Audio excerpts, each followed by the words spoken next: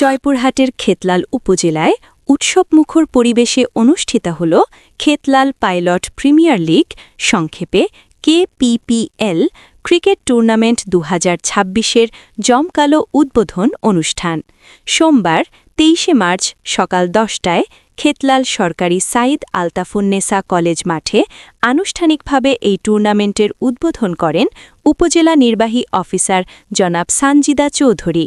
উদ্বোধনী অনুষ্ঠানে প্রধান অতিথি হিসেবে উপস্থিত ছিলেন জয়পুরহাট জেলা পরিষদের সম্মানিত প্রশাসক জনাব মাসুদ রানা প্রধান। এ সময় তিনি তার বক্তব্যে বলেন, খেলাধুলা যুব সমাজকে মাদক ও অপরাধ থেকে দূরে রাখে এবং একটি সুস্থ ও সুন্দর সমাজ গঠনে গুরুত্বপূর্ণ ভূমিকা পালন করে।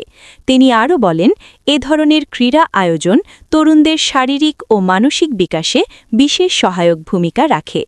এমন আয়োজন নিয়মিতভাবে অব্যাহত রাখার আহ্বানও জানান তিনি। ১৬টি দলের অংশগ্রহণে আয়োজিত এই টুর্নামেন্টকে ঘিরে খেলোয়াড় ও দর্শকদের মাঝে ব্যাপক উৎসাহ ও উদ্দীপনা লক্ষ্য করা যায়। উদ্বোধনী দিনে মাঠে উপস্থিত দর্শকদের ভিড়ে একটি আনন্দঘন ও উৎসবমুখর পরিবেশের সৃষ্টি হয়। অনুষ্ঠানে আরও উপস্থিত ছিলেন উপজেলা বিএনপির সাধারণ সম্পাদক জনাব আবু বক্কর সিদ্দিক, খেতলাল পৌর বিএনপির সভাপতি প্রভাষক আব্দুল আলিম, সাধারণ সম্পাদক এবং Khetlal technical institute and BM কলেজের সহকারী অধ্যাপক এবং KPPL এর সভাপতি জনাব নাফেউল হাদি মিঠু, পৌর বিএনপির সাংগঠনিক সম্পাদক জাকির হোসেন চৌধুরী।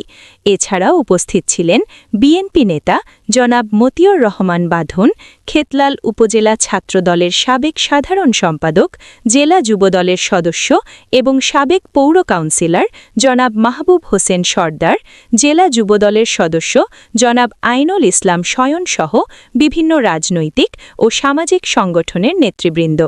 আয়োজকরা জানান, এই টুর্নামেন্টটি কয়েক দিনব্যাপী চলবে। এতে উপজেলার বিভিন্ন এলাকার ১৬টি দল অংশগ্রহণ করছে।